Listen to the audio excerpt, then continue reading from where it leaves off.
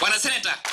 Uteti wa mwaka wa 2022 no uthiete na mbere kuririmbuka na ona gutuika no tene ateti aria mena itanya ria gukahuranira giturwa kia president hindi ya githurano kiu no marathie na mbere na kwifanga.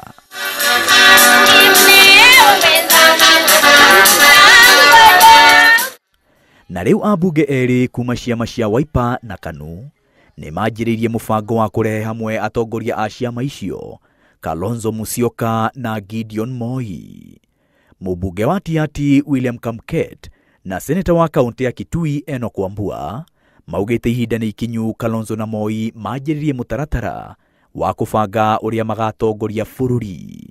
Anataka kuongea na mheshimiwa Kalonzo wasikizane kiwazee.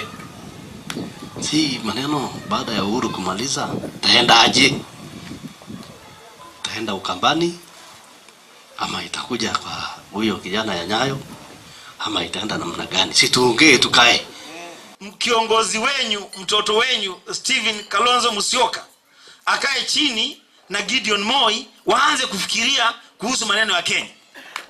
Maugite mubango ucio ni unyititwo mbaru ni atongoria angi na makoria atongoria makiria hamwe na muingi mauhimbirie.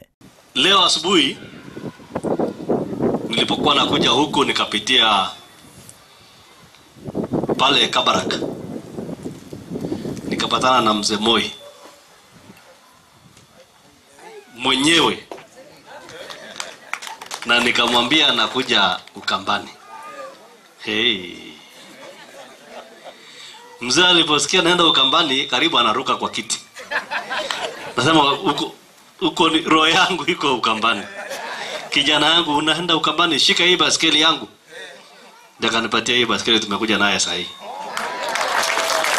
Ile tikiti ambayo itakuja kukomboa hii Kenya yetu ya uongozi at the top.